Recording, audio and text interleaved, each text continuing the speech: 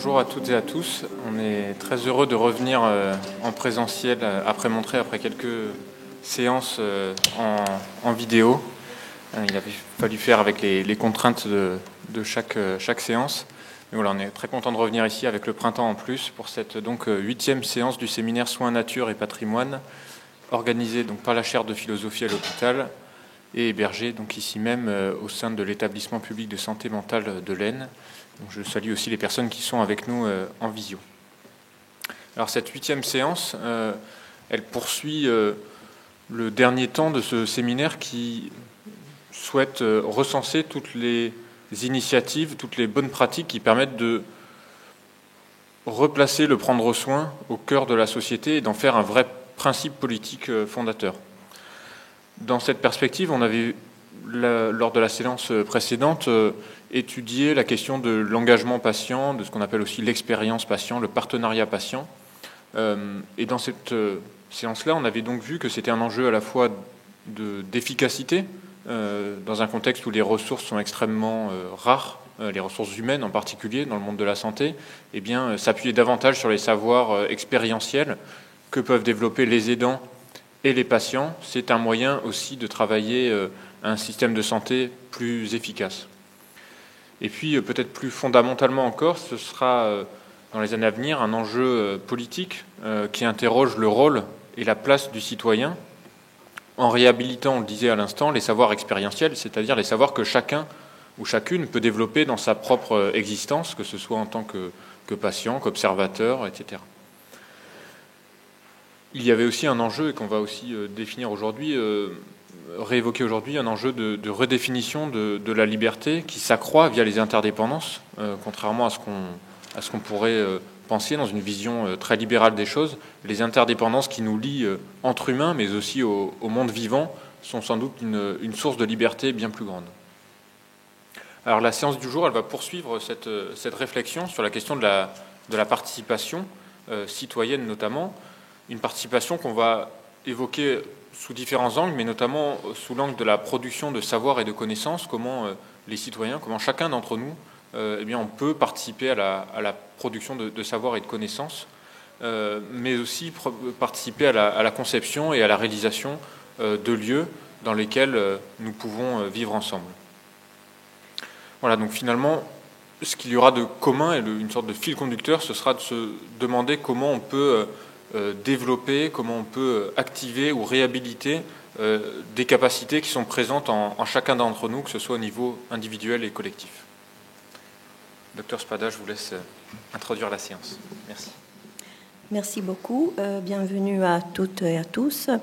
Donc, nous sommes heureux d'accueillir aujourd'hui Monsieur Patrick Bouchain, qui est architecte, et Monsieur Romain Julliard, qui est professeur d'écologie et directeur d'un centre de compétences en sciences participatives qui s'appelle Mosaïque au Muséum national d'histoire naturelle Sorbonne.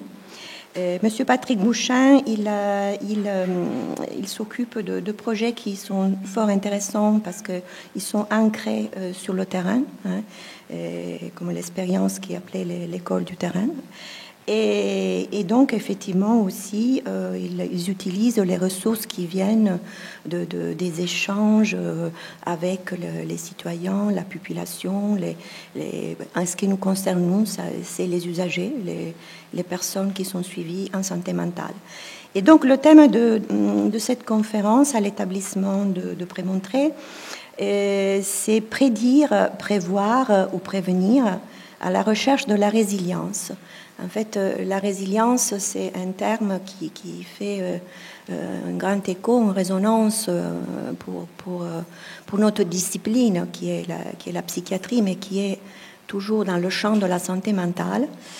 Et parce que la résilience, voilà, ça vient du latin, résilire, ça veut dire rebondir après quelque chose qui nous a choqué, qui nous a traumatisé.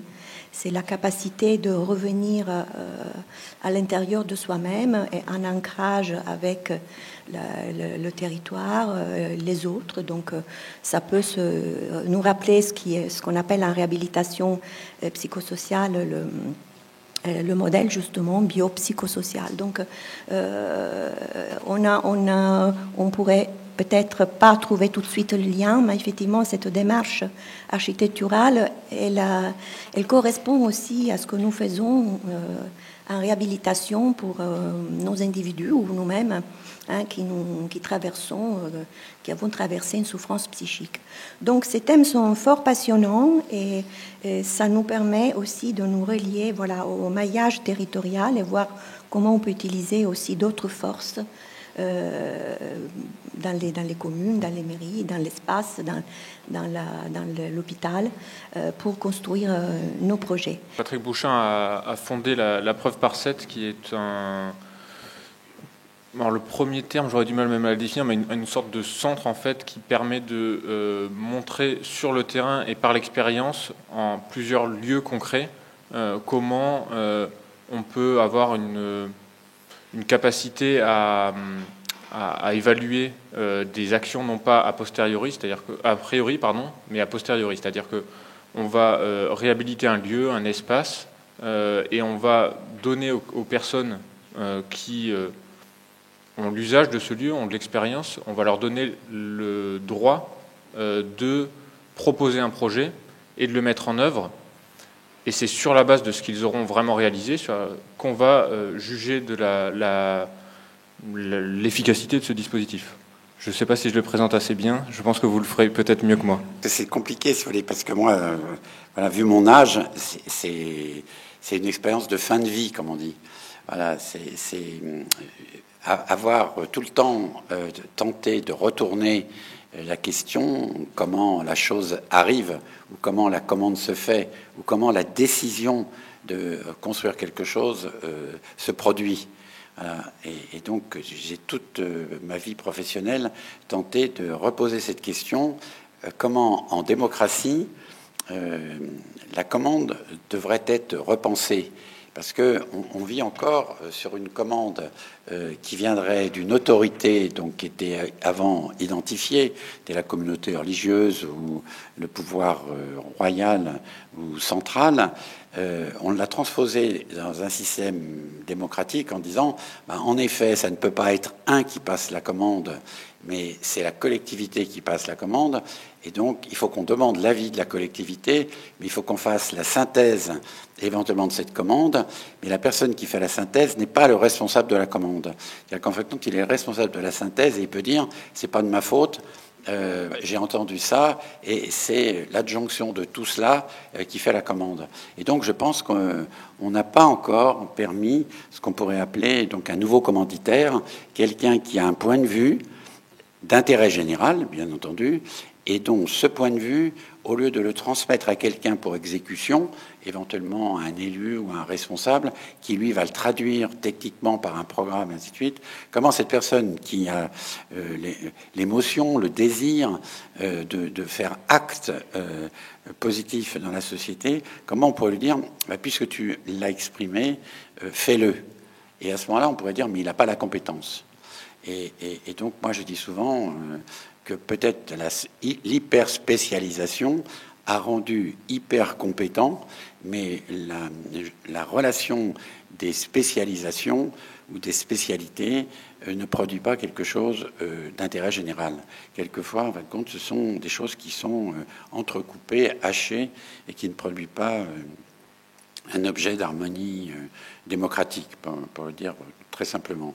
Alors, comment on peut redonner par délégation à quelqu'un, au même titre qu'on a donné par délégation à l'un d'entre nous de prendre une responsabilité politique, puisque avant de devenir un responsable politique, la personne est un citoyen normal, il revendique de vouloir prendre ses responsabilités et éventuellement de défendre un point de vue commun, et il va être élu donc pour prendre ses responsabilités, et on va accepter que lui ait reçu une délégation pour prendre des décisions. Et quelqu'un qui aurait donc une idée pour faire fonctionner autrement les choses, ou qui ayant à sa place de non-spécialiste, ou à sa place peut-être sur le terrain, comment cette personne, ayant observé quelque chose que les autres n'auraient pas vu, pourrait mieux le faire que de le retransmettre à quelqu'un qui est spécialisé. Alors c'est sûr que la santé en fait partie, mais on dit tout le temps la santé, ça relève de personnel qualifié, et donc on ne peut pas se mêler de la santé. Mais comme moi, ce qui m'intéresse, c'est le bonheur, ou disons l'harmonie, ou le plaisir de vivre, fait partie donc d'une bonne santé, on pourrait dire, d'un état de santé qui est donc l'état normal, et après il y a peut-être un état dégradé de la personne qui fait qu'on a besoin d'un personnel de santé. Et donc travailler sur l'incompétence, travailler sur la fragilité, travailler sur la faiblesse, travailler éventuellement même sur la non-connaissance, travailler sur la spontanéité, l'imprévu, travailler d'ailleurs avec l'enfance. Et l'enfance n'a plus sa présence dans les grandes décisions. D'ailleurs, on le voit aujourd'hui, elle est coupée, elle ne comprend pas toute la discussion qui peut exister dans les écoles sur le genre et autres. Vous voyez, prouve bien qu'ils se posent des questions sur ce qu'ils sont, mais n'ayant pas de réponse, ils se referment et renferment sur un point de vue qui est doctrinaire ou qui est éventuellement négatif. Alors, j'ai donc décidé d'expérimenter toute ma vie, et j'ai fait la preuve que, c'est pas quelqu'un, un loufoque qui exprime qu'il faut travailler comme ça et tout. J'ai dit, je fais des petites choses, mais à chaque fois que je fais une petite chose, je ferai la preuve que. Et donc, c'est fait. Alors, on peut dire c'est pas bien, je sais pas quoi, mais c'est fait. Donc, c'est un peu ce que Louise voulait dire. On est jugé a posteriori et non pas a priori. On est jugé par la chose faite. On n'est pas jugé par la chose que l'on va faire. Alors, au bout d'un certain temps, je me suis rendu compte que c'était pas inintéressant, qu'il y avait beaucoup de gens qui étaient d'accord avec cela, mais que tout le monde disait oui, mais toi tu peux le faire parce que tu as vieilli, ou parce que tu as l'expérience, parce que tu as le bras long, ou parce que tu as le culot, je sais pas quoi. Et ça m'énervait, si vous voulez, parce que j'ai commencé très jeune, et donc j'avais ni bras long ni machin et tout. Je me suis formé justement à cela. Donc j'ai voulu en faire une démonstration nationale, après des péripéties où j'ai voulu écrire un texte de loi sur cette liberté de faire, ou ce permis de faire. Et donc, comme c'était pas, ça a été autorisé et abrogé, cet article de loi, j'ai donc décidé de faire une loi en marchant. C'est-à-dire de dire, en gros, la loi, elle s'appuie sur la jurisprudence, elle est interprétée par la jurisprudence, elle est réhumanisée, réactualisée par un cas, par un fait divers et un cas. La loi générale, elle est tout le temps réactivée par le jugement qui est porté. Et quelqu'un déroge à la loi, ou, il est jugé pour, et éventuellement on confronte son cas à la loi, et on n'applique pas la loi bêtement. Et éventuellement même, s'il a enfreint à la loi, il n'y a pas tous les éléments pour le rendre vraiment responsable, et donc on peut, par le jugement, avoir fait un travail de recherche et sans appliquer un système coercitif de pénaliser cette personne. Alors je me suis dit, pourquoi on ne le fait pas comme ça pour la ville, l'architecture, le paysage, l'enseignement et ainsi de suite. Et comme je m'étais rendu compte au long de ma vie que l'échelle compte beaucoup, le contexte donc est variable, et donc l'échelle est variable. Et la loi est générale. Et donc la loi, pour être, il faut qu'elle soit générale parce qu'elle nous unit, c'est ce qui fait la société.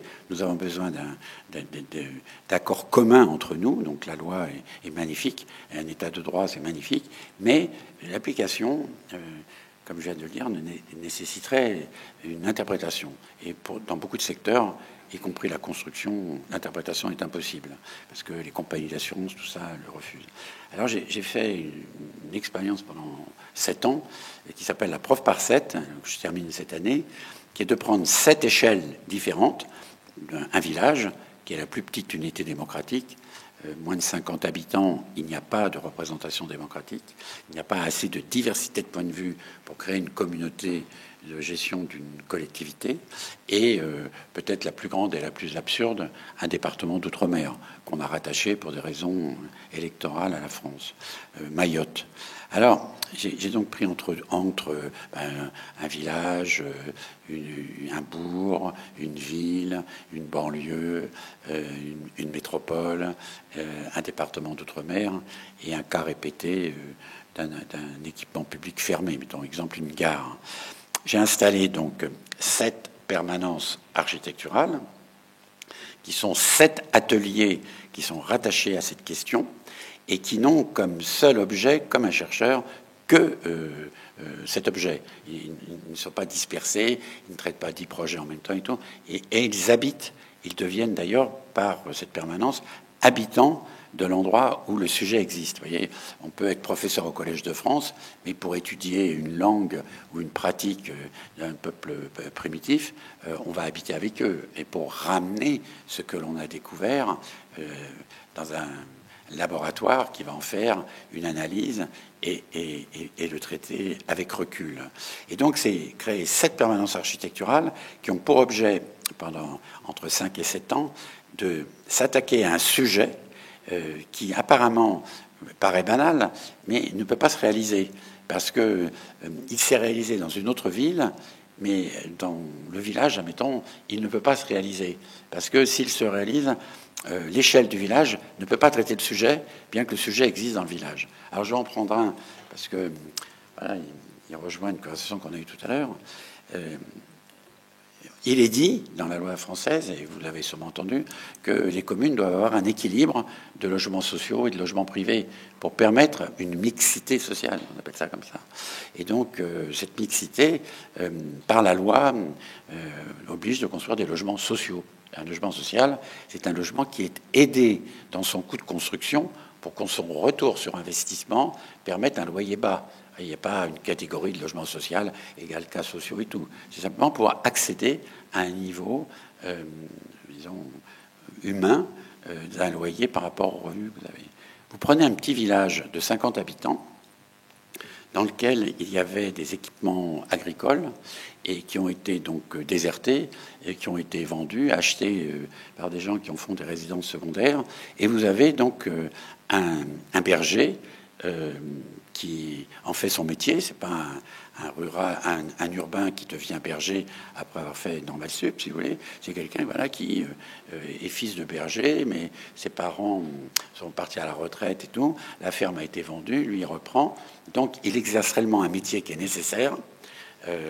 Un troupeau qui va en alpage, qui l'hiver redescend, produit du lait, produit du fromage, que nous-mêmes d'ailleurs nous achetons, et peut-être même un fromage bio en plus. Voilà, donc on est bien content qu'il le fasse. Et ce berger ne va pas trouver de logement, parce qu'il n'y a plus de logement à l'échelle de la somme qu'il peut mettre par mois pour se loger. Allez trouver un organisme de logements sociaux, dont c'est le métier, pour faire un logement, dont le logement sera une ferme, et dont le logement non seulement sera une ferme, mais il y aura 1000 bêtes qui habiteront avec lui. Mais, même quand vous le racontez, vous dites, mais il est fou, là, il est en train de raconter un truc de débile, là. Mais pourtant, on n'arrête pas de dire vivre avec le vivant, rétablir le vivant, revenir vivant et tout le vivant, il faut manger bio et machin, et ainsi de suite. Et puis là, il y a une réalité, et en fait, il n'y a aucune structure publique qui peut produire, en effet, une ferme sociale. Avant, c'était une sorte d'autoconstruction collective où les bâtiments étaient construits par les ruraux qui produisaient leurs habitations et leur lieu de travail. Et aujourd'hui, comme on a séparé tout ça, eh ben, il n'y a pas. Eh bien, vous attaquez à ce sujet, vous avez raison à chaque fois. Chaque fois que vous faites une réunion, vous avez raison, parce que c'est le b.a.-ba, mais vous n'avez rien qui marche pour faire comme ça. Alors, comment faire que vous démontez tout le système et vous dites, mais comment le logement social se fait? Le logement social, il se fait par une aide de l'État via la Caisse des dépôts et consignations, qui, elle, prête de l'argent, qui est l'argent du livret A, qui est peut-être l'argent placé par quelqu'un qui ne spécule pas. Là même, le banquier, peut-être, de la Caisse des dépôts, c'est celui qui cherche son logement social. Alors, comment vous réunissez tout ça? Est-ce que je peux accéder au même crédit? Et est-ce que je peux construire, en dehors d'une réglementation du logement social, parce qu'il a été fait pour des logements ouvriers à la périphérie des villes, et ainsi de suite. Et là, est-ce que je peux avoir un logement qui est ventilé naturellement, qui éventuellement n'a pas les mêmes isolations acoustiques, parce que les bêtes vivent avec une température qui est la température ambiante et pas dans un printemps permanent. Et d'un seul coup, vous démontez un système, mais voyez, pas dans un affrontement idéologique, vous avez raison contre l'autre, vous êtes écologique, l'autre l'est pas, et ainsi de suite, vous êtes de gauche, l'autre est de droite, et ainsi de suite, vous êtes dans la logique de la vie, et vous entraînez avec vous un collectif qui d'un seul coup dit oui, en effet, je passe à l'acte, je ne peux pas le laisser comme ça. Voilà, donc c'est comme introduction, j'aimerais, en effet,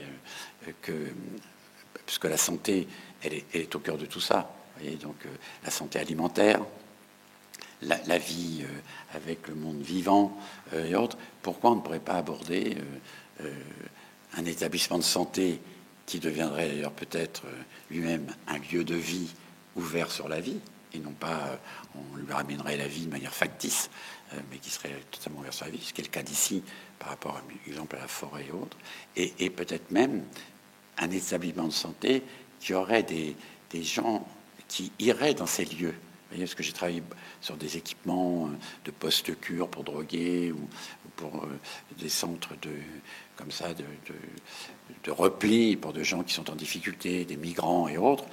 On a en fin de compte des lieux qui ne sont pas faits pour cette fragilité et pourtant qui sont portés par des gens d'une richesse culturelle qui ferait du bien à nos vies.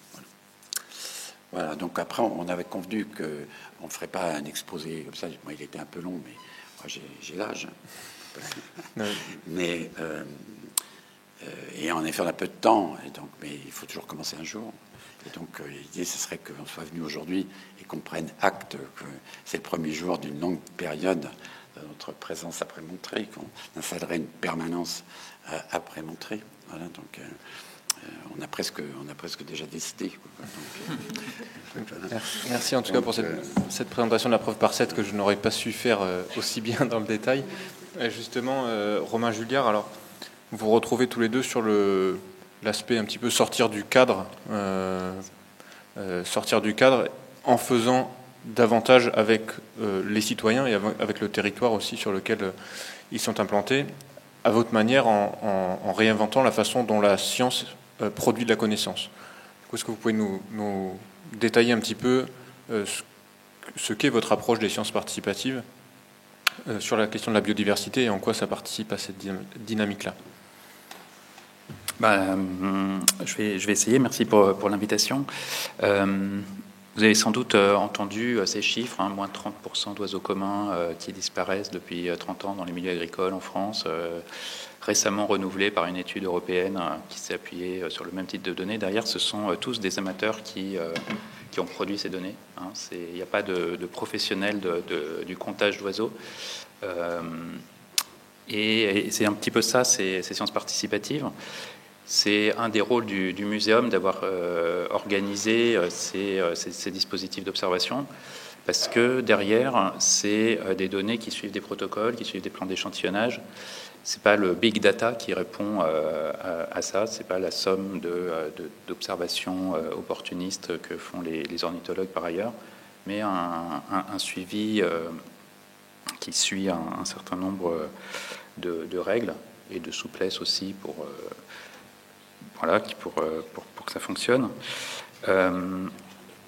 et qui sont un peu la base le modèle, je dirais, ancestral de ces sciences participatives, c'est-à-dire une forme d'alliance entre l'institution, l'académie qui représente le muséum, qui va mettre en valeur finalement toute cette puissance d'observation, et puis ce que peuvent apporter ces ornithologues pour qui tout ce savoir qui maîtrisent autour de ces oiseaux, de les reconnaître, de les dénombrer, s'organise dans une base de données qui va produire ces connaissances, ces indicateurs.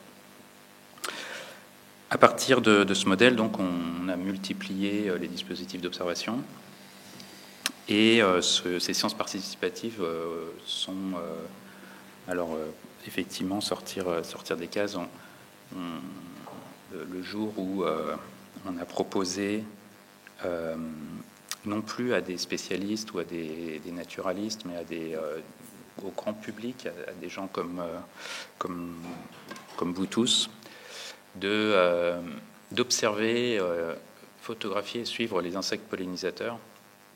C'était un peu plus de 10 ans, le suivi photographique des insectes pollinisateurs. Donc à nouveau standardiser une collection de 20 minutes photographique de tous les insectes qui viennent se poser sur une espèce de plante en fleurs. En ce moment, il y en a beaucoup. Vous pouvez faire une collection sur les pissenlits ou sur les marguerites. C'est assez fascinant de voir la diversité d'insectes qu'on peut capturer avec un appareil de photo ordinaire.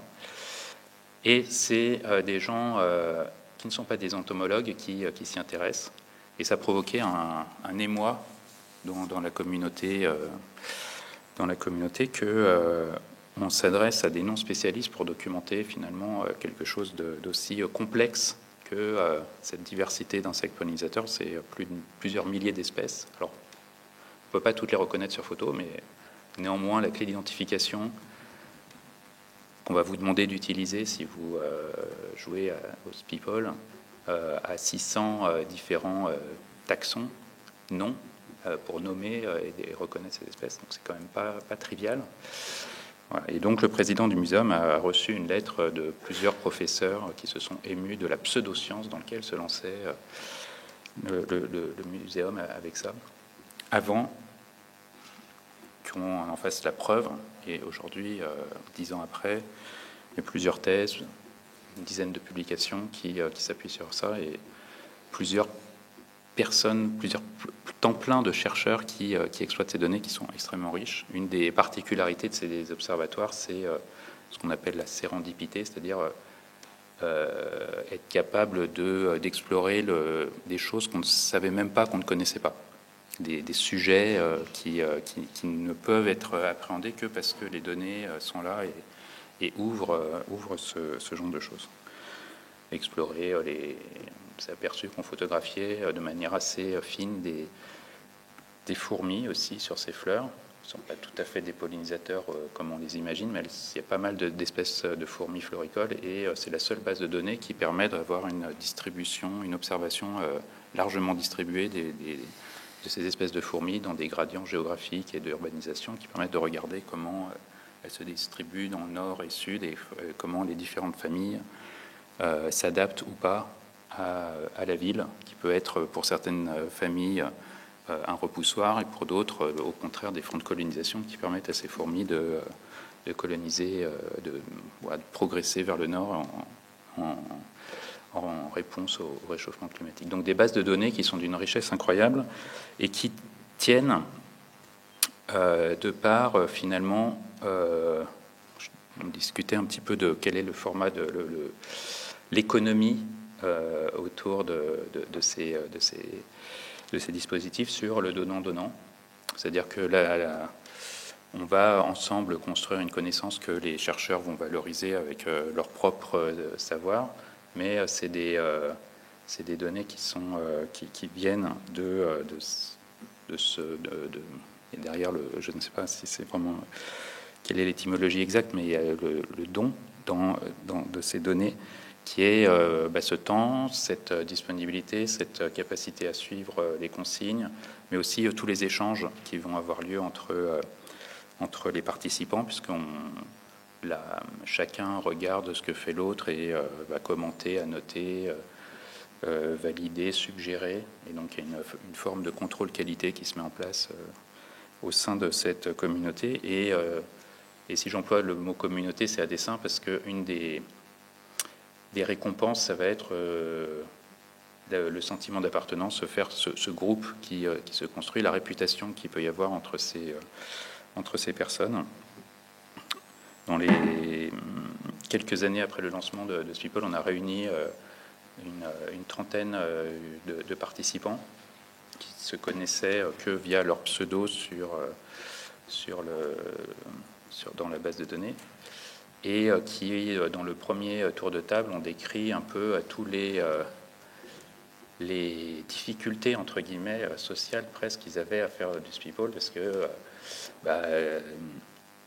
il fallait qu'ils s'arrêtent de temps en temps, qu'ils prennent ces 20 minutes pour faire cette collection auquel ils devenaient extrêmement attachés, que ça avait un problème presque de normalité qui par rapport à leurs conjoints, à leurs enfants, à leur famille, ou ces choses-là, et mais entre eux, il y avait presque un renforcement, et ils disaient à quel point ils y trouvaient finalement des bénéfices qui dépassaient largement le sens et l'utilité qu'il pouvait y avoir à contribuer à la science, mais pour eux, pour tout ce qu'ils apprenaient, pour le sens que ça donnait à ce passe-temps.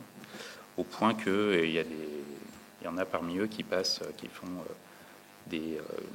quelques centaines de collections chaque année, ce qui représente autant d'heures, et qui passent le reste de leur temps libre à regarder ce que font les autres, à les commenter, etc. Dans cette première partie, ce sera l'autre moitié ou l'autre partie de ce que je voulais vous raconter ce matin, c'est cet après-midi, un autre exemple un peu plus abouti de sciences participatives, alors que je ne suis pas impliqué directement dedans, ou même indirectement, et je l'ai visité. Elle se trouve pas très loin d'ici, en l'extrême sud de la région, en forêt de Chantilly. Un dispositif qui s'appelle Ensemble Sauvons la forêt de Chantilly, qui a quelques années, que j'ai eu la chance de visiter avec d'autres collègues. Alors on est dans ces grandes forêts du bassin parisien qui subissent un dépérissement. Je ne sais pas si vous êtes concerné ici, mais où on voit les grands arbres qui sont en pleine santé, tout d'un coup des branches, une partie du houppier qui meurt, qui dépérit. C'est un phénomène qui est assez connu en foresterie, mais qui prend une ampleur et une prégnance, une prévalence, vraiment très importante dans ces forêts, et qui a inquiété un peu le gestionnaire, et qui a tenté de mobiliser les usagers de cette forêt, c'est une forêt qui est à la limite de l'agglomération parisienne, du coup, qui est très fréquentée, et inviter le public, on était en 2019, à s'intéresser, lever la tête, comme ils disent, pour finalement documenter l'ampleur de ce dépérissement. Et de fil en aiguille, ce réseau s'est mis à multiplier les observations sur des parcelles témoins dont ils ont pour mesurer la croissance des jeunes arbres, sur des parcelles où ils ont mis en place des plantations expérimentales de différentes espèces et variétés d'arbres qui viennent de plus au sud, pour voir comment elles poussent en quelques années. Et puis tout récemment, là, essayer de cartographier toute la pédologie, donc la structure du sol, à partir de prélèvements de tarières. L'année dernière, ils ont prélevé 30 000 tarières, échantillons, c'est un tous les 50 mètres à peu près sur les 6 000 hectares de la forêt, qui ont permis finalement de mettre en relation très finement le dépérissement avec la structure du sol sur les 50 ou 80 premiers centimètres. Une base de données qui aurait, vous ne pouvez pas imaginer la collecter par d'autres moyens. Donc une production de données intéressante. Alors on a pu rencontrer un petit peu toutes les parties prenantes. C'était une visite organisée de ça. Et j'ai pu discuter avec des participants, deux participantes en particulier. Une qui se présentait comme un peu l'écolo type, qui mange bio, qui va dans des manifestations, qui est très préoccupée. Une autre qui faisait de la chasse à courre dans la forêt. Et donc la première chose qu'elle disait, c'est que elles n'étaient pas d'accord, mais jusqu'à là, elles ne se parlaient jamais. Elles étaient ennemies, et là, elles se discutaient ensemble sur le devenir de cette forêt. Elles n'avaient pas tout résolu entre elles, mais en tout cas, elles voyaient déjà ce dispositif comme une opportunité de créer du lien là où on n'avait pas du tout. Et puis, elle disait aussi à quel point ce dépérissement, c'était anxiogène. Voilà, cette forêt qui leur est si chère et qui disparaît, mais que du moment où ce projet s'est mis en place et où ils se sont engagés dans la collecte de ces données, dans ces dispositifs d'observation, elles sont rentrées dans l'action. Peut-être qu'elles sauveront, peut-être pas la forêt, et que l'anxiété, en tout cas, elle était mis de côté.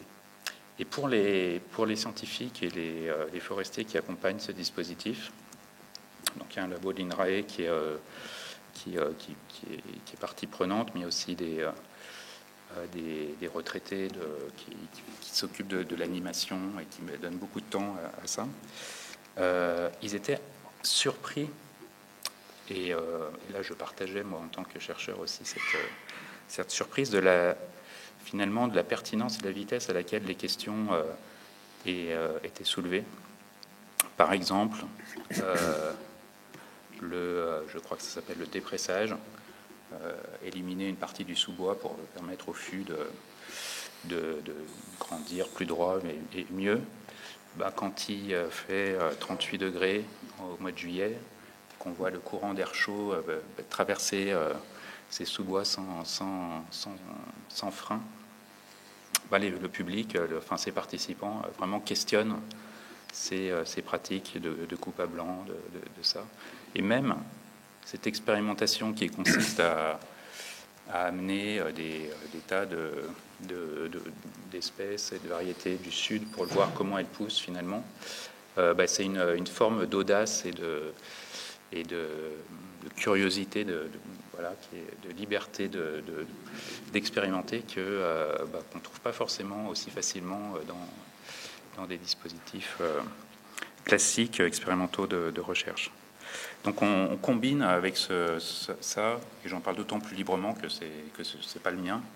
Je regarde avec un peu d'extérieur et de regard critique. On combine, je pense, un peu pas mal de potentialités de ces sciences participatives, de ces dispositifs où il y a une des caractéristiques, c'est la collaboration.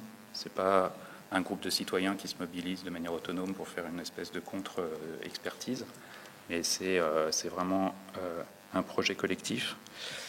C'est un projet qui est aussi basé sur l'observation et la donnée, qui permet cette acculturation, cette montée en compétences et de donner une légitimité aussi à s'exprimer et à participer à la délibération. On ne prend pas ces habitants comme ça et puis on les met dans la forêt puis on leur demande qu'est-ce qui se passe, qu'est-ce que vous en pensez, qu'est-ce qu'il faut faire. Mais c'est par cette montée en compétences que tout ça se produit. Et voilà. Puis je ne sais plus ce que je voulais dire ensuite. Voilà. Bon, et c'est un peu ce dispositif que je voulais parler comme exemplaire. Merci. Patrick, je pense qu'il y a pas mal de choses qui font écho peut-être à votre approche aussi, que ce soit la question de la montée en compétences que Romain évoquait à la fin, la question de l'objet, ici la forêt qui permet de réunir des points de vue et des personnes qui habitent finalement à côté mais qui ne se rencontrent pas toujours. La question aussi de la connaissance qui initie l'action et que les deux s'alimentent conjointement. Oui, parce que souvent, en effet, la façon dont la participation est faite, c'est quelque chose pour vous dégoûter, parce qu'on vous met devant un choix qui ne peut être qu'un choix qui divise, parce qu'il y a les pour et les contre, et à l'intérieur du pour, il y a d'ailleurs deux points de vue différents, et donc brutalement, comme ça, vous mettre devant une assemblée participative, ça ne peut être qu'une assemblée qui est dégoûtée du système dans lequel nous vivons et qui ne peut d'ailleurs amener qu'à un comportement de quelqu'un qui réclame, quelqu'un qui consomme et qui réclame. Voilà, moi je veux ça plutôt que ça, et c'est à vous de le faire et vous l'avez pas fait, et ainsi de suite. Et donc là, ce qu'on vient d'entendre, c'est qu'en effet, où est la compétence ? Quelquefois, la compétence, elle est dans l'âge. Voilà, comme beaucoup, on a tendance à faire des tranches d'âge avec des compétences par âge et des acteurs qui sont dans les âges et non pas les autres. Vous voyez, mettons, moi, ce que je dis tout le temps, j'ai été jeune, je peux parler de la jeunesse, par exemple. Donc la vieillesse, elle a un gros avantage, c'est qu'elle a vécu un temps long de la vie, elle a expérimenté une autre période et tout. Donc elle a peut-être pas une compétence au sens spécialiste et scientifique, mais elle a une compétence de sagesse. elle a vécu les effets dans sa vie de travail, sa vie économique ou sa vie, sa propre santé. Et donc, en effet, la compétence, elle naît d'un... C'est pas un vivre ensemble comme on veut nous le faire croire, tous ensemble, il faut vivre ensemble et puis vous verrez, tout ira bien. C'est un vivre ensemble qui permet de comprendre le monde dans lequel on est. Et donc c'est dans l'échange et il faut qu'il y ait un sujet. Et on ne peut pas parler de la forêt ou parler du logement social si on n'est pas concerné par le sujet. Alors, quelquefois, pour la nature, il y a eu en effet des gens qui très vite ont considéré que l'État s'occupait mal de tout ce qui était nature. Et donc, on a eu une sorte de sortie du champ de compétences de l'État pour aborder les problèmes écologiques. Et c'est pour ça d'ailleurs qu'on a très vite qualifié l'écologie voilà, de quelque chose qui gênait le fonctionnement de l'État, qui empêchait le fonctionnement de l'État, qui était là pour embêter, si vous voulez. Et parce que c'était une forme de nouvelle, un militantisme qui, au début, était, on peut dire, hors parti. Après, il a été politisé et identifié à des partis, mais en fin de compte, il est transversal. C'est un mouvement transversal. Pour l'architecture, moi, très tôt, j'ai dit, c'est l'art le plus populaire. C'est-à-dire qu'il n'y a pas un art aussi pratiqué que l'architecture. Tout le monde est un praticien de l'architecture. Tout le monde habite un logement et un Français sur 3 habite un logement social. Donc on pourrait dire que la critique du logement social ou la revendication peut-être même de faire du logement social un logement habitable et non pas simplement de répondre à un besoin était très présente. Et donc c'est pour ça que très tôt j'ai dit mais en fin de compte l'architecture les gens la pratiquent et après on oublie toujours aussi que l'architecture elle est faite par des métiers qui sont des métiers négligés, métiers manuels, les métiers du bâtiment, qui très souvent d'ailleurs sont faits par des métiers, par des gens qui n'ont pas le métier, mais qui l'exercent parce qu'ils sont les derniers arrivés, donc en tant que migrants, et que ce soit l'immigration italienne, portugaise, espagnole, maghrébine ou africaine, ou d'Asie maintenant, c'est assez étonnant parce que c'est comme si ces migrations ramenaient de l'humanité dans le logement. C'est-à-dire qu'ils amènent avec eux un logement traditionnel qui est encore assez présent, leurs parents, voire eux-mêmes, alors que nous, on est déjà loin de ce qu'on appellerait notre propre architecture vernaculaire. Et donc profiter de l'autre, de l'étranger, qui est lui-même d'ailleurs peut-être l'occupant du logement, voire le constructeur du logement, et qu'on considère peut-être comme le problème actuel, je trouvais que c'était un sujet dans lequel il y avait de quoi réunir. Il y avait de quoi. Et donc c'est pour ça que je me suis opposé très tôt aux démolitions du logement social, même s'il est mal construit, mais il était construit par nécessité et il existe, c'est une réalité, il est une propriété sociale, au même titre que voilà, des forêts ont été plantées pour des raisons économiques, stratégiques et autres. Elles sont notre propriété et que donc le logement social doit être donc transformé, réparé, soigné et non pas détruit. C'est une propriété sociale. Il a été payé ce logement par les loyers des gens qui l'habitaient.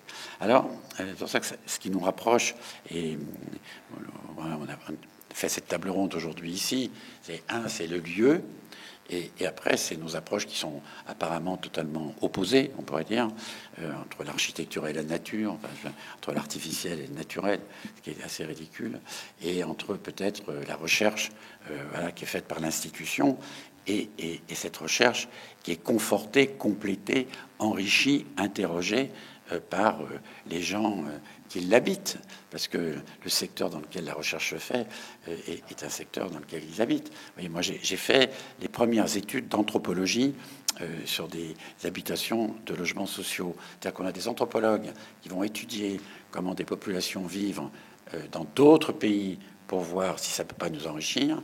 Et les anthropologues ne font pas chez nous, parce que ça serait considéré comme une enquête malsaine, de voir comment les gens ont du mal à vivre ou transforment ou tentent de transformer un cadre qui ne correspond pas à leur mode de vie. Et donc, moi, j'ai fait les premières études où on a considéré que c'était intéressant que sociologie, psychologie, santé, anthropologie, ethnologie, voire éthologie, dans le logement social ou dans la partie, disons, périphérique de la ville historique, comment les choses se passent. Et donc, je pense que on est au début de quelque chose. Et voilà, ça pète de partout, comme on dit. Et vous avez des gens qui font des études supérieures et qui ne veulent pas faire ils ne veulent pas faire le métier pour lequel ils étaient destinés, ou la filière dans laquelle on les a mis parce qu'ils étaient bons à l'école. Et puis d'autres ne veulent pas faire la mauvaise filière dans laquelle on les a mis parce que voilà, ils n'étaient pas bons pour la filière de l'excellence. Et donc on trouve des gens qui font normal sup. J'en ai un récemment, et maintenant il a démissionné de son poste de prof de philosophie à Melun parce qu'il peut pas l'exercer, et il fait des cuillères en bois.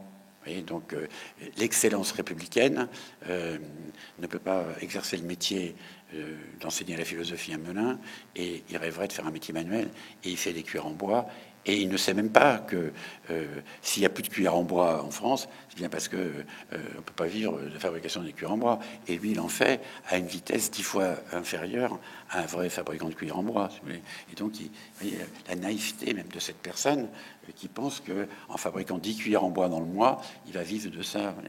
Il y a un monde, si vous voulez, qui est impossible. Et vous avez des gens qui sont dans des filières techniques du bâtiment, comme c'est des métiers qui sont tellement mal rémunérés ou tellement dévalorisés qu'ils ne veulent pas faire ce métier. Ils préfèrent être commerçants, influenceurs, tout ce que vous pouvez imaginer. Tout. Et donc, je pense qu'on ne raccordera pas cela par des décrets, par des changements, par des réformes et autres. On le changera, comme ça vient d'être dit, par des sujets d'intérêt général, par des sujets qui sont des sujets d'ailleurs de santé, pas au sens du bonheur respiré, mais de la santé mentale, comprendre comment une forêt vit, comment le sous-sol, voyez, comment peut-on même d'ailleurs laisser aujourd'hui des gens écolos dire je vais pomper dans la nappe phréatique pour faire un chauffage qui va me coûter moins cher. Mais comment, même à l'idée d'aller percer le sous-sol pour aller chercher de l'eau et après entendre dans le même journal ou le même jour, comme quoi la nappe phréatique baisse et que donc voilà, les chênes de la forêt de Rambouillet consomment 300 litres d'eau par jour pour en montée de sève, et vous entendez quelqu'un qui dit alors il faut couper les chênes, ils consomment de l'eau. Et l'autre dit oui, mais il y a un abaissement de la nappe phréatique parce qu'on pompe dedans. Ou un autre qui dit il y a un abaissement de la nappe phréatique parce qu'on retient l'eau en surface, parce qu'on met des bassines. On peut pas. C'est un truc de devenir fou. Alors on est pour ou contre les bassines, mais il faut arroser l'agriculture parce que les sols sont secs, mais les chênes prennent de l'eau qui sont des et tout. C'est un truc de fou. Donc il faut se remettre sur des sujets simples, se remettre tous peut-être à une vitesse un peu moins rapide.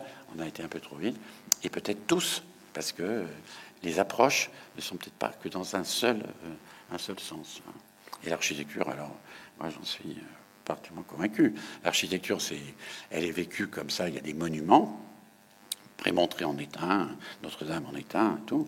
Mais il y a 90% de l'architecture, c'est une construction pour habiter. Voilà, ça relève pas d'un geste architectural prétentieux. Il faut simplement habiter. Et ce qui compte, c'est d'être bien dedans. C'est pas d'impressionner son voisin. Donc c'est pour ça qu'on a accepté de venir. C'est toujours difficile d'intervenir parce que vous voyez, bon, vous êtes devant nous, on est à la tribune, on a un micro, il y a tout ce que je déteste, quoi. Les fenêtres sont fermées alors qu'il y a le soleil dehors. Bon, on va pas recommencer, mais enfin bon. Et il faudrait qu'on en fasse une communauté, qu'on se compte. Il faut qu'on se compte, quoi. Et on va devoir compter sur nous. Il faut qu'on compte sur soi-même, il faut qu'on compte sur les autres, il faut qu'on se compte. Qu'est-ce qu'on présente d'ailleurs comme force? Et il faut qu'on se mette au travail.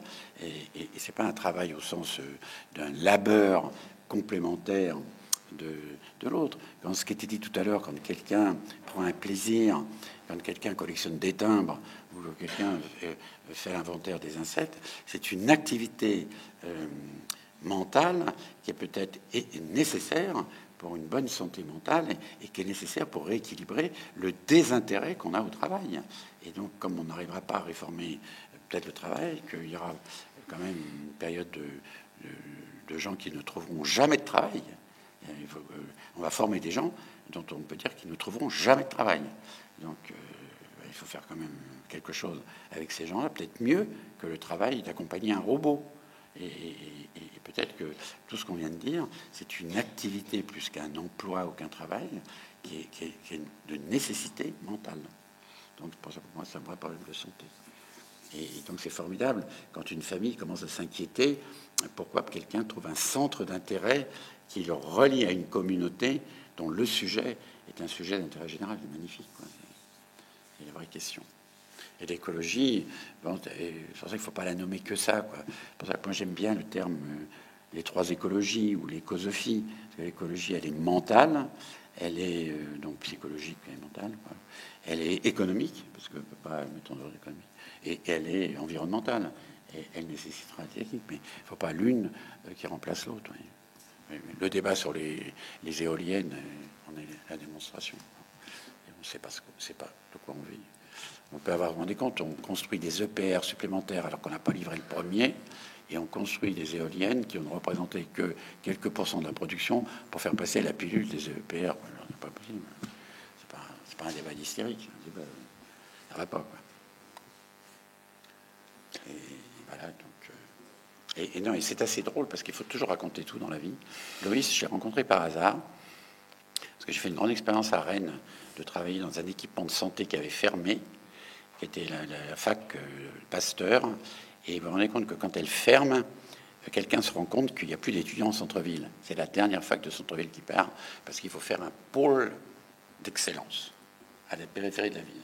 Mais on s'aperçoit que la dernière fac dentaire, la dernière fac qui était dentaire, elle soignait les gens parce que les étudiants, ils apprennent sur les malades. Et donc, d'un seul coup, les personnes âgées, les enfants, tout ça de centre-ville, il n'y a plus d'endroit pour aller aux urgences, tomber sur le radiateur, on s'est cassé la dent. Et donc, d'un seul coup, c'est les gens les plus pauvres qui se sont plaints, qui ont dit, mais il n'y a plus de centre de santé. Donc, on a décidé de garder le centre de santé. Et moi, j'ai pris la totalité de la fac dans l'état où elle était, sans éclairage, sans chauffage, sans rien du tout, en disant, elle fonctionnait il y a 1 an ou 2 ans, elle doit toujours fonctionner, elle fonctionnera avec ça. Et je rencontre le PUPH, parce que c'est un professeur universitaire et hospitalier qui venait enseigner à ses étudiants sur des détenus, sur des personnes âgées, sur des enfants, comment on soigne, voilà, dans le sous-sol de la fac dentaire, qu'il me dit, mais je vois pas ce qu'on va faire ensemble. Je dis, mais si, on va faire des trucs ensemble, vous allez voir, et on peut faire plein de choses ensemble. Mais quoi? Je dis, mais écoutez, j'ai envie de faire un truc sur le baiser. Il me dit, mais attendez, je vois pas ce que je peux faire sur le baiser, moi. Je dis, bah, si, quand même, s'embrasser, c'est ce qu'il y a de plus beau et tout. Il dit, le baiser, mais moi, je suis dans le dentaire et tout. Je dis, mais si, on peut faire quelque chose ensemble et tout. Et on fait un débat comme ça, là, il n'y a pas beaucoup de monde. On s'attaque, il me dit, à un moment donné, il dit, la bouche, c'est le carrefour de la vie. Alors, je dis, on s'arrête tous là, net, on vient de trouver le sujet, on va faire le carrefour de la vie. Et il commence à développer, premier geste de l'enfant, c'est de mettre la bouche de côté pour trouver le sein de sa mère, que s'embrasser avec des dents c'est mieux, que de manger avec des dents c'est mieux pour l'obésité, que jouer de la clarinette, même avec, quand on a une dent qui est cassée, il avait réparé la dent d'un musicien, et ainsi de suite. D'un seul coup, c'est devenu le sujet. On a travaillé pendant 7 ans sur un bâtiment vide, sur le baiser, la bouche, la nutrition, hein, et on en a fait le premier équipement public culturel de Nantes, sans programme, presque sans travaux. Voyez. Donc, parce que c'est venu, parce que c'est impensable de dire qu'on va faire un truc sur le baiser. Et j'ai rencontré Loïs comme ça, parce qu'il y a l'école de santé à Rennes, qui est l'école supérieure pour former les cadres de santé.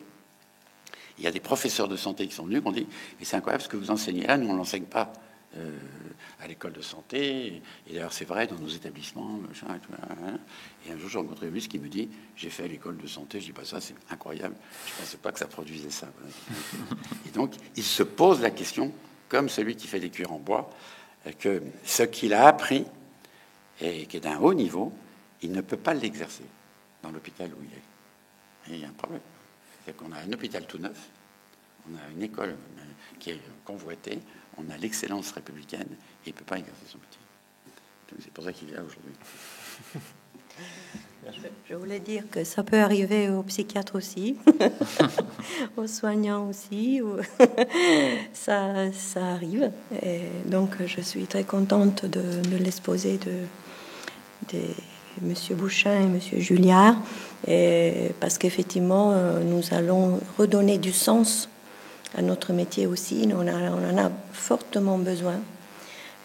La psychiatrie, surtout qu'on est obligé, c'est très bien, qu'on arrive à changer de posture, à changer de paradigme et considérer ce qui était avant le patient ou l'usager comme une personne, comme quelqu'un qui a des capacités.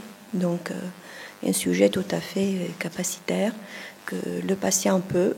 Je pense que Madame Cynthia Fleury le dit aussi, qu'elle est d'accord. Donc, pour une psychiatrie plus démocratique, plus humaniste et avec le savoir expérientiel de toute personne, effectivement. Donc, merci beaucoup de la part de notre communauté de soignants.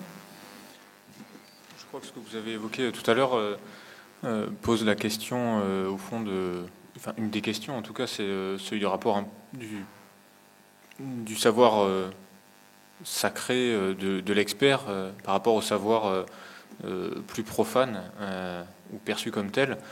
Et peut-être que le chemin que vous dessinez, c'est de ne pas y voir une démarcation de nature, mais plutôt une différence de degré, de positionnement.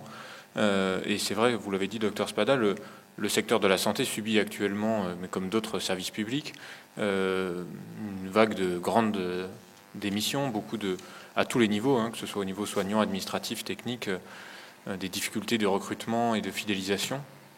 Alors même qu'on dit que les générations actuelles sont de plus en plus intéressées, soucieuses d'avoir des métiers qui ont du sens et de ne pas simplement occuper une fonction pour sa rémunération. Donc tout ce que vous avez évoqué là sur justement comment on arrive à faire monter en compétences, comment on arrive à faire dialoguer des personnes, des fonctions et des savoirs qui sont assez différents. C'est une vraie question aussi à l'hôpital public dans lequel il y a une grande diversité de métiers et dans lequel des fois le cloisonnement est important.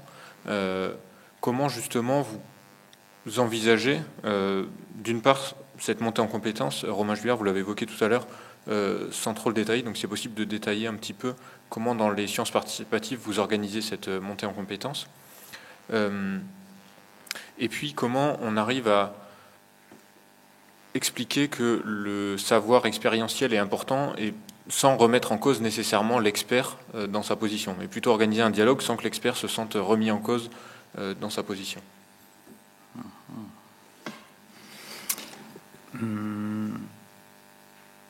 Alors sur le sujet de la montée en compétences, on va avancer un petit peu caché, c'est-à-dire si on explique que ces dispositifs c'est fait pour apprendre et pour monter en compétences, pour sensibiliser. Par exemple, ce mot sensibiliser, il est beaucoup employé en disant vous êtes sensibilisé, c'est bien, vous sensibilisez les gens à la nature. Et personne n'a envie de se faire sensibiliser. Une bonne piqûre de papillon, c'est pas très vendeur. Malgré tout, en quelque sorte, la première récompense à ce qui va attirer au début de ces dispositifs quand ils s'intéressent à la nature, à la biodiversité, c'est déjà de savoir mettre des noms dessus. Un des premiers dispositifs de ce genre qu'on a mis en place, ça remonte à 2005-2006, c'était Papillon des jardins. Donc on ne s'appuyait pas sur la photo à l'époque, mais juste sur la reconnaissance et le dénombrement. Et je me rappelle, un des témoignages qu'on a reçus, c'était avant dans mon jardin, il y avait des papillons. Et maintenant, il y a des belles dames, des petites tortues, des vulcains. C'est-à-dire tous ces papillons, ils sont singularisés en différentes espèces qu'on sait reconnaître, et chaque espèce a une histoire qui lui est liée, qui est l'écologie de l'espèce. Il y a des papillons migrateurs, et des papillons qui n'apparaissent qu'au printemps. Il y a des papillons dont les chenilles sont très spécialisées sur une espèce de plante. Et c'est cette démarche finalement de commencer par reconnaître comme un naturaliste, puis d'enrichir ces observations comme un écologue, donc une forme de progression progression, ça serait une hiérarchie, mais d'enrichissement, d'élargissement, et qui va jusqu'à finalement s'interroger sur les pratiques et du pourquoi est-ce qu'il y a ces papillons, pourquoi il n'y en a pas. et donc de se mettre d'aller vers ce qu'on appelle la conservation, c'est-à-dire se préoccuper du devenir de cette biodiversité. Et cette séquence, ça a été l'objet d'une thèse en anthropologie qui a regardé non pas les papillons mais les observateurs de papillons, et qui l'a un peu qu'il a mis en évidence, et qui a été, je pense, la première pierre à démontrer cette forme de montée en compétence. Et voilà, c'est presque, je dirais,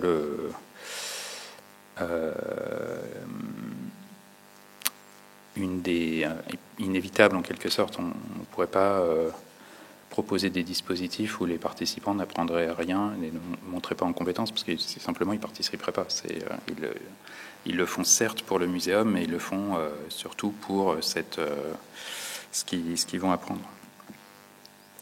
Et puis ce que je disais tout à l'heure aussi sur ce sentiment d'appartenance qui est l'autre forte motivation à ces participations. Sur ces différents régimes de savoir qui coexistent dans les sciences participatives, alors il y a deux façons de les voir. D'abord,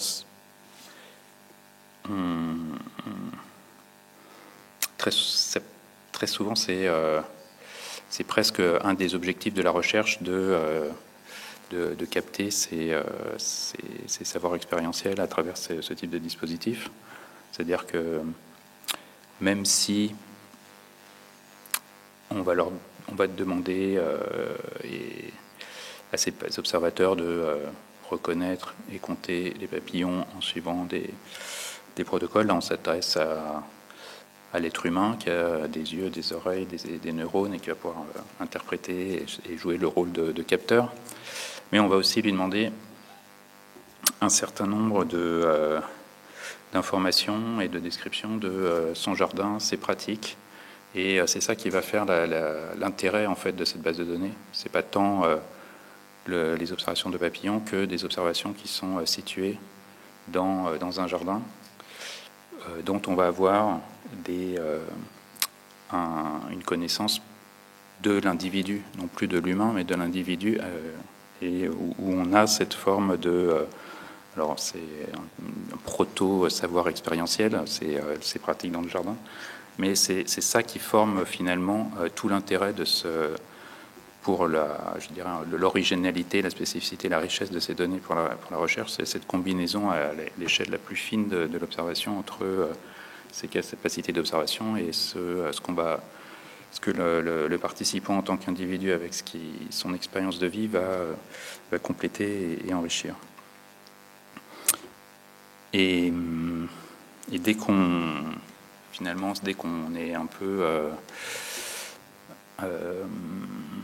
explicite en tant que chercheur sur ce qu'on cherche, il n'y a plus tellement de conflits, parce que c'est vraiment l'objectif, c'est d'avoir ce croisement de savoir.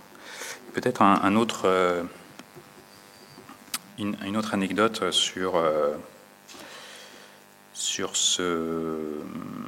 cette collaboration entre chercheurs et non-chercheurs dans ces dispositifs. Un des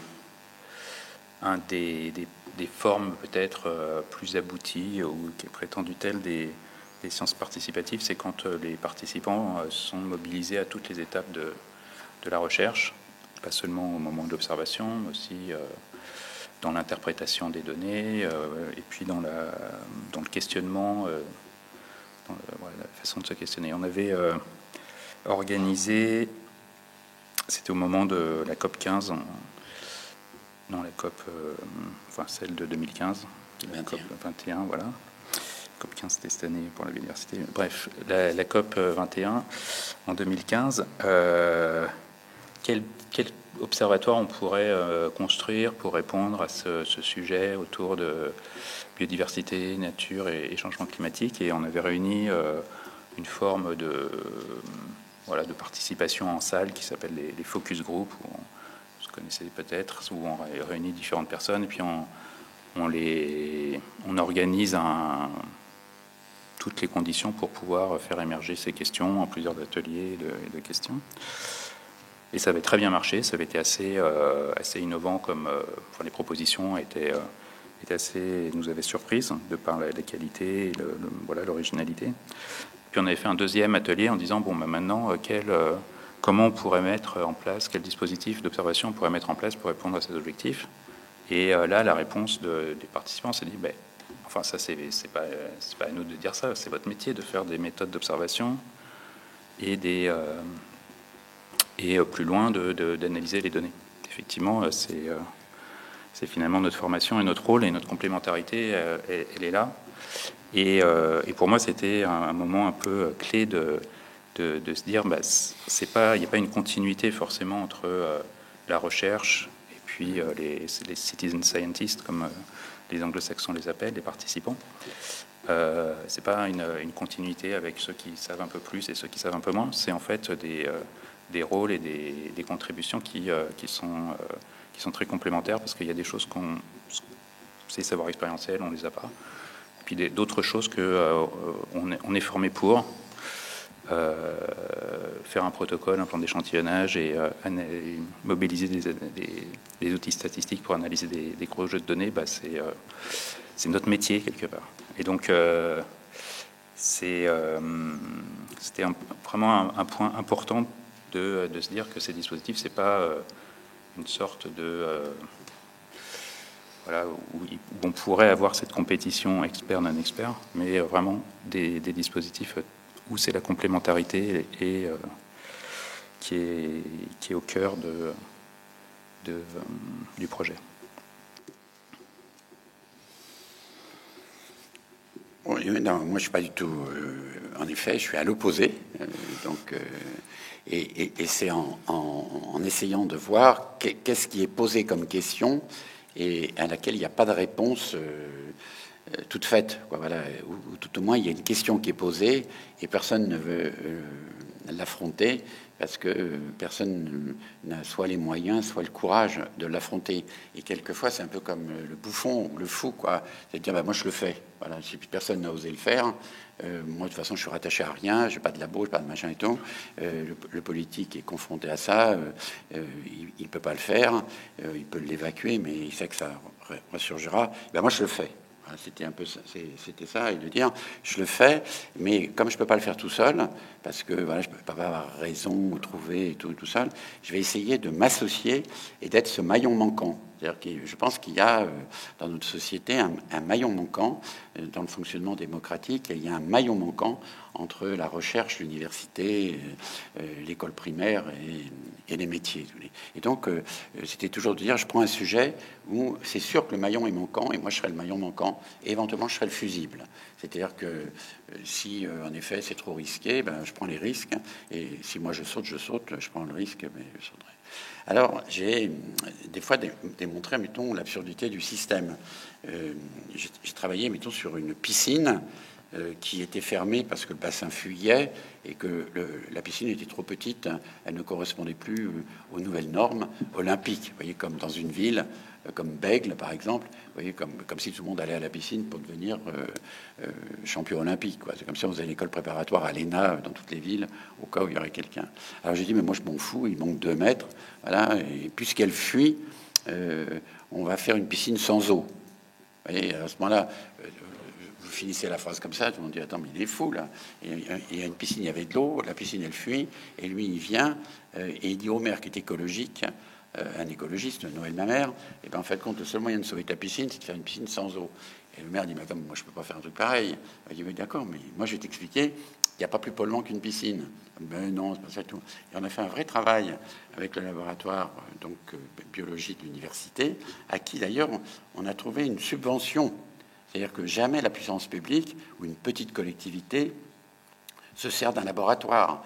Donc on a eu un professeur qui a mis une doctorante sur ce sujet.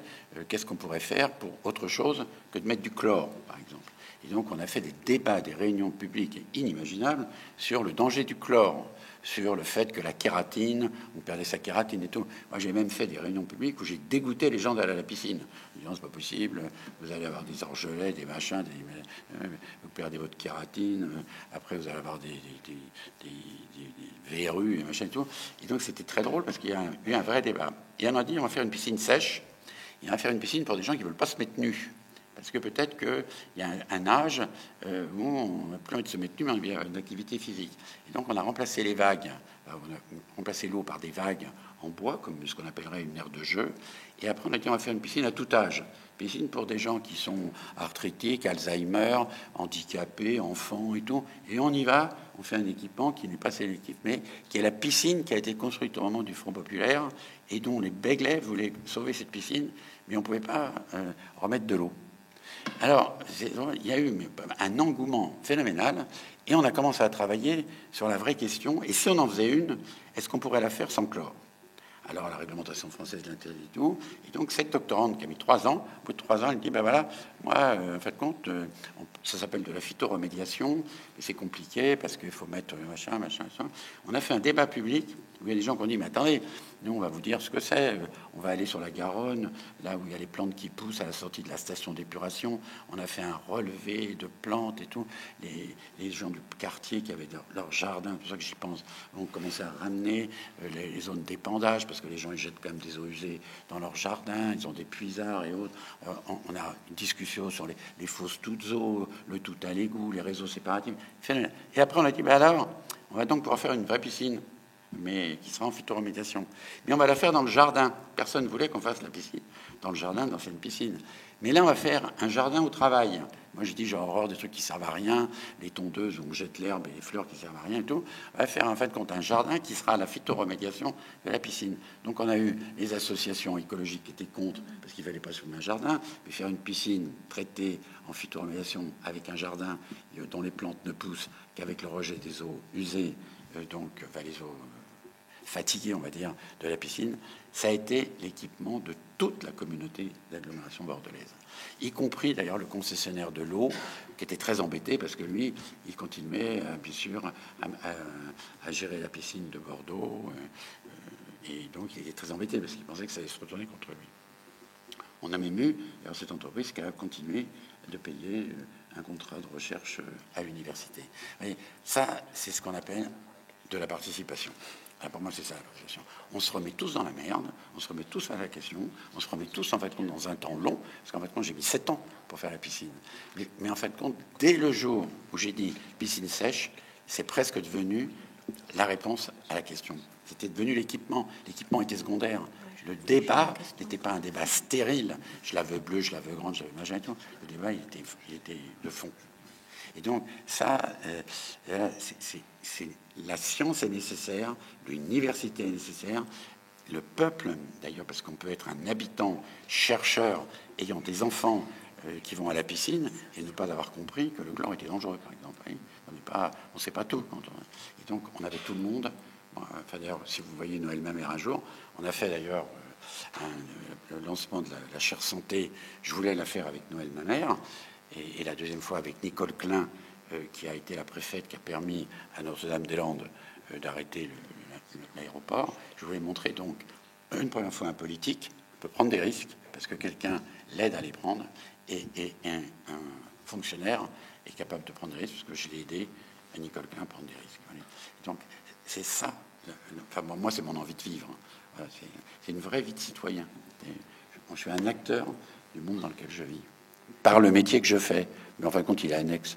Je pourrais devenir balayeur, je ferais pareil. Alors, je suis retraité depuis 15 ans, donc je fais comme ça. Je préfère ça que de faire du vélo 4x4, je sais pas quoi, avec un casque. Oui, donc merci. Vos interventions donc, ont évoqué aussi en moi la déstigmatisation. Donc, j'essaie de faire le lien avec notre profession en psychiatrie, en santé mentale.